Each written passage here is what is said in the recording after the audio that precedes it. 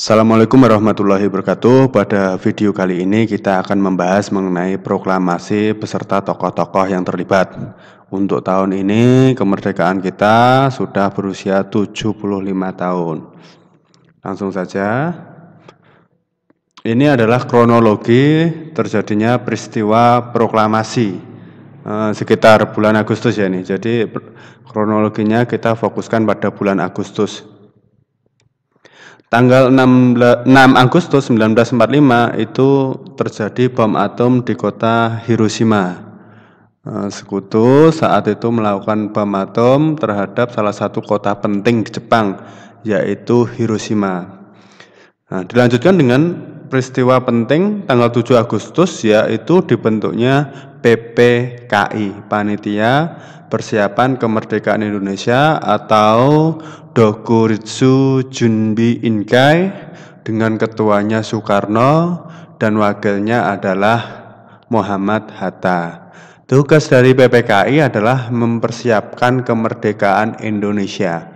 PPKI ini merupakan badan khusus untuk menggantikan BPUPKI. Kemudian berlanjut tanggal 9 Agustus terjadi peristiwa penting lainnya, yaitu bom atom di Nagasaki. Ini adalah bom kedua yang dijatuhkan oleh sekutu terhadap negara Jepang. Nah, pada tanggal 9 Agustus inilah juga 3 tokoh Indonesia dipanggil ke Dalat Vietnam, yaitu Soekarno, Muhammad Hatta, dan Dr. Rajiman Widyodiningrat. Nah, posisi Rajiman itu sendiri adalah mantan dari Ketua BPUPKI. Mereka dipanggil ke Dalat Vietnam untuk menemui Jenderal Terauchi, membahas mengenai kemerdekaan Indonesia. Tanggal 15 Agustus itu Jepang menyerah kepada sekutu. Hal ini karena kan dijatuhkannya dua bom tadi. Kalau Jepang tidak menyerah, itu akan dijatuhkan bom yang ketiga, yaitu targetnya adalah Tokyo. Nah, ketika Jepang menyerah, itulah kondisi di Indonesia terjadi yang namanya vacuum of power, yaitu kekosongan kekuasaan. Yang mana Jepang sudah menyerah kepada sekutu, akan tetapi sekutu belum tiba di Indonesia. Berita kekalahan Jepang ini sebenarnya disembunyikan oleh pemerintah Jepang. Mereka tidak menginginkan orang Indonesia tahu. Akan tetapi ada beberapa tokoh yang melalui radio gelap itu mengetahui berita kekalahan Jepang ini. Salah satunya adalah Sultan Syahrir yang mendengar kekalahan Jepang dari radio BBC. Kemudian para pemuda mengadakan rapat untuk mendesak golongan tua untuk segera menyelenggarakan proklamasi. Nah, disinilah terjadi perbedaan pendapat antara golongan tua dan golongan muda menyikapi berita kekalahan Jepang. Jadi golongan tua itu masih yakin kalau Jepang belum kalah, sedangkan golongan muda sudah mendengar tentang berita kekalahan Jepang. Nah, fokus perbedaan pendapatnya itu yang pertama adalah mengenai waktu. Kalau golongan muda itu ingin segera proklamasi, sedangkan golongan tua nanti dulu menunggu kepastian dari pemerintah Jepang. Nah, poin selanjutnya adalah para pemuda itu tidak menginginkan proklamasi melalui PPKI. Kalau kita melakukan proklamasi melalui PPKI, itu benar anggapan bahwa kemerdekaan Indonesia itu adalah hanya sebatas hadiah dari Jepang. Kalau golongan tua berpendapat, kalau kita merdeka melalui PPKI, berarti Jepang merestui kemerdekaan kita. Musuh kita tinggal satu, yaitu sekutu. Kalau kita tidak merdeka melalui PPKI, berarti musuh kita dua. Satu adalah Jepang, yang satu adalah sekutu. Nah, tanggal 15 Agustus sore ini, para pemuda dipimpin oleh Khairul Saleh melakukan rapat di gedung bakteriologi. Keputusannya adalah untuk mendesak Soekarno-Hatta segera memproklamasikan kemerdekaan Indonesia. Kemudian hasil rapat diputuskan Wikana dan Darwis untuk menemui Soekarno, membujuk Soekarno untuk memproklamasikan kemerdekaan Indonesia secepatnya. Terjadi perdebatan yang panjang antara Soekarno dan Wikana. Tetap Soekarno kekeh untuk tidak mau segera memproklamasikan kemerdekaan Indonesia. Soekarno berasumsi menunggu sidang PPKI. Wikana dan Darwis kembali lagi ke gedung bakteriologi. Kemudian para pemuda sepakat untuk mengamankan. Bahasanya mengamankan ya, ada beberapa yang menculik Soekarno-Hatta agar tidak terpengaruh pada Jepang. Nah, itu terjadi pada tanggal 16 Agustus, yaitu terjadi peristiwa penting, yaitu peristiwa Rengas Dengklok. Peristiwa Rengas Dengklok, yaitu peristiwa pengamanan atau penculikan Soekarno-Hatta dibawa ke suatu tempat yang bernama Rengas Dengklok. Terus pertanyaannya, kenapa kok dibawanya ke Rengas Dengklok, kok enggak ke Ngawi saja? Pertimbangannya adalah Rengas Dengklok itu tidak terlalu jauh dari Jakarta, kemudian letaknya itu lumayan strategis, jadi agak jauh dan tidak terlalu dekat dengan jalan raya, sehingga kalau ada pasukan Jepang mudah terdeteksi. Selain itu juga Rengas Dengklok itu sudah dikuasai oleh tentara peta, dan juga rakyat Rengas Dengklok itu anti terhadap pemerintah Jepang. Nah, ketika terjadi peristiwa Rengas Dengklok ini di Jakarta akan dilakukan sidang PPKI. Mereka menunggu ketua PPKI Soekarno dan wakilnya Hatta. Nah, salah satu tokoh yaitu Ahmad Soebardjo kemudian menemui para pemuda dan terjadilah diskusi, terjadilah kesepakatan bahwa Ahmad Soebardjo menjamin proklamasi akan dilaksanakan besok itu tanggal 17 Agustus dengan syarat Soekarno-Hatta harus dikembalikan ke Jakarta. Oh ya, pada peristiwa Rengas Dengklok ini Soekarno-Hatta dibawa ke sebuah rumah miliknya orang keturunan Tionghoa. Di sana ada Soekarno, Hatta yang ikut diculik, sekaligus Fatmawati istrinya Soekarno dan anak pertama Soekarno. Setelah mendapat jaminan dari Ahmad Soebardjo tadi, kemudian Soekarno-Hatta dikembalikan ke Jakarta. Pertama-tama mereka menemui Panglima Jepang untuk Nishimura untuk membahas mengenai proklamasi, tapi Nishimura menolak karena Nishimura beranggapan bahwa Jepang harus mentaati perjanjian dengan sekutu, yaitu Jepang harus menetapkan status quo, yaitu tetap tidak ada perubahan. Oleh karena itu, kemudian Soekarno dan Hatta akan memproklamasikan kemerdekaan Indonesia tanpa Jepang. Nah, disinilah ada seorang tokoh Jepang yang bernama Laksamana Maeda yang mengizinkan rumahnya untuk dijadikan tempat perumusan teks proklamasi. Kemudian, tanggal 17 Agustus terjadi peristiwa proklamasi.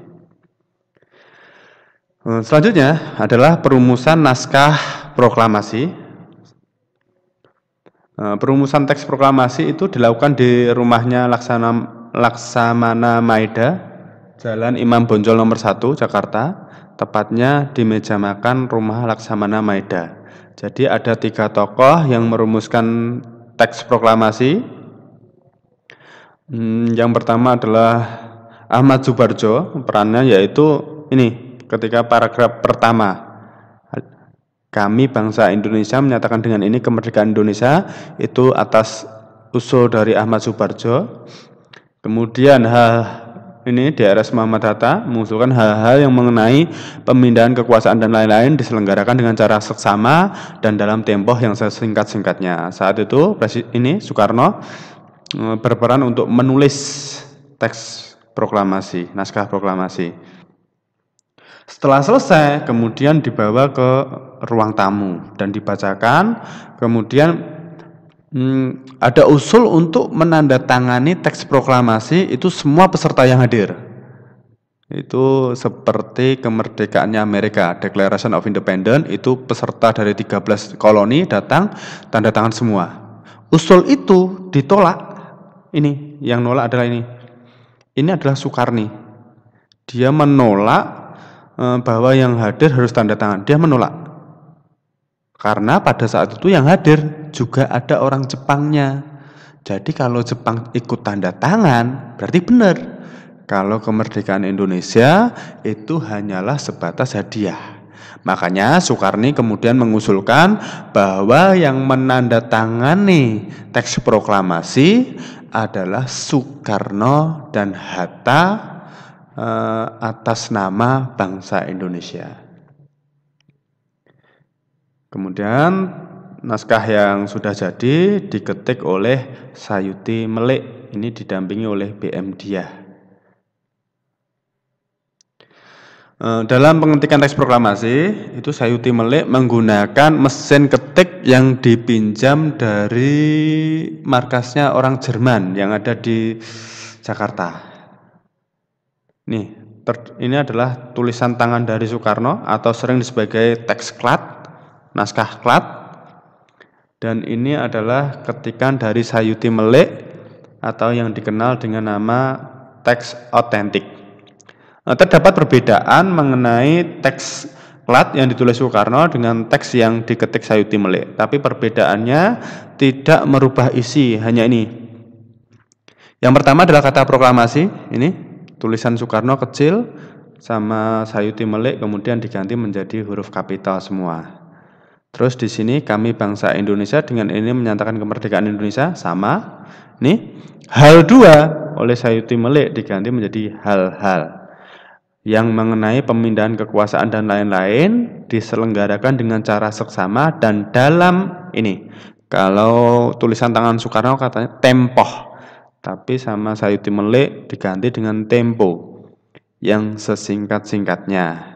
Terus perbedaannya lagi di sini.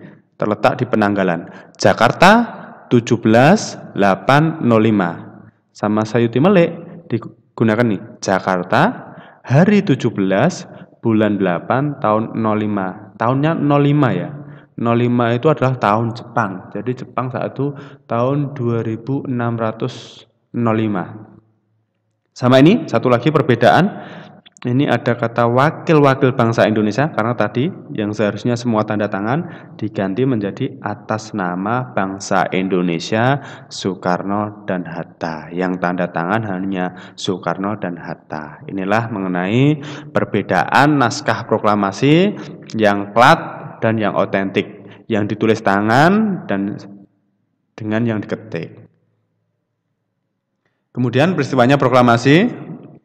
Proklamasi itu kemerdekaan Indonesia dilaksanakan pada hari Jumat Legi tanggal 17 Agustus pukul 10.00. Itu bertepatan dengan tanggal 9 Ramadan tahun 1364 Hijriah. Jadi saat itu pada bulan Ramadan. Terus ada pertanyaan, apakah mereka berpuasa? Beberapa buku menjelaskan mereka berpuasa.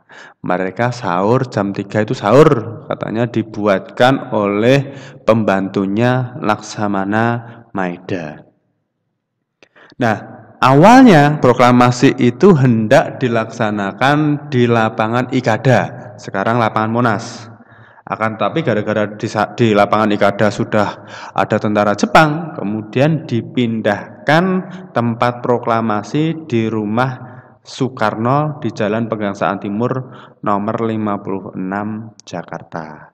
Adapun susunan acara proklamasi yang pertama adalah ini. Soekarno memberikan sambutan yang dilanjutkan dengan membaca naskah proklamasi. Kemudian dilakukan pengibaran bendera. Benderanya yang menjahit adalah Ibu Fatmawati, istri dari Soekarno. Ini adalah prosesi pengibaran bendera yang dilakukan oleh Suhud dan Latif Hendradiningrat. Yang berperan sebagai pengerek bendera ini namanya Latif Hendradiningrat. Kemudian yang terakhir, acara terakhir ditutup dengan sambutan dari Wali Kota Jakarta yaitu Suwiryo dan pimpinan Barisan Pelopor Muwardi yang saat itu membacakan pembukaan Undang-Undang Dasar. Ini dokumentasinya ini. Ini adalah ketika Soekarno membacakan naskah proklamasi. Kemudian ini adalah pengibaran bendera. Ini Latif dan ini Suhud. Ini Latif.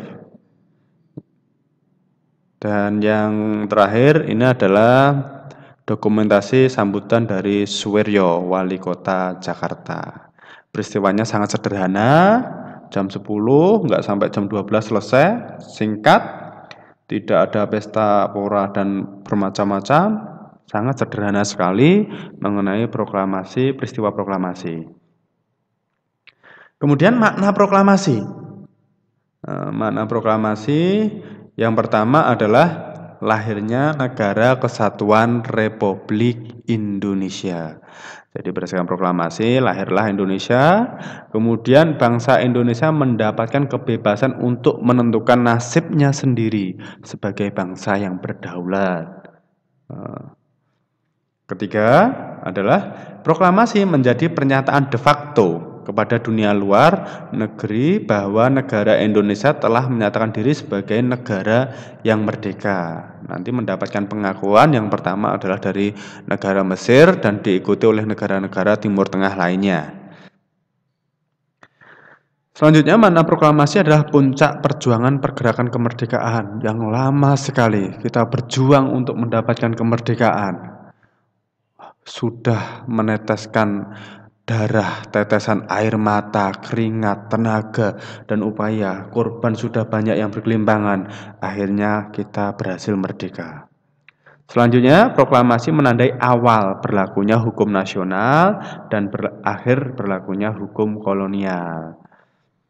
Proklamasi merupakan jembatan empas untuk menuju masyarakat yang adil dan makmur. Walaupun sekarang mungkin adil dan makmur itu hanya slogan belaka. Belum bisa kita sebagai negara Indonesia benar-benar adil. Satu lagi yaitu proklamasi sebagai sumber hukum bagi pembentukan Negara Kesatuan Republik Indonesia. Ini merupakan makna dari peristiwa proklamasi tanggal 17 Agustus 1945. Kemudian yang terakhir adalah tokoh yang terlibat dalam peristiwa proklamasi. Yang pertama adalah Soekarno. Soekarno adalah perumus sekaligus nanti yang membacakan teks proklamasi sehingga Soekarno nanti mendapatkan gelar Bapak Proklamator. Tanggal 18 Agustus nanti Soekarno diangkat menjadi presiden. Kemudian yang kedua adalah Muhammad Hatta sebagai perumus proklamasi. Nanti tanggal 18 Agustus bersama Soekarno ditetapkan sebagai presiden dan wakil presiden. Kemudian ada Soekarni tadi yang mengusulkan tanda tangan. Kemudian ini gambarnya Sayuti Melik, pengetik teks proklamasi. Ini adalah gambarnya BM Diah, dia yang menemani Sayuti Melik untuk mengetik teks proklamasi.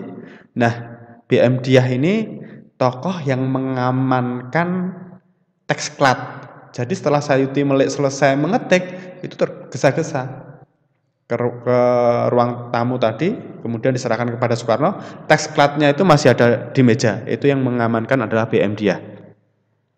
Ini adalah Ibu Fatmawati.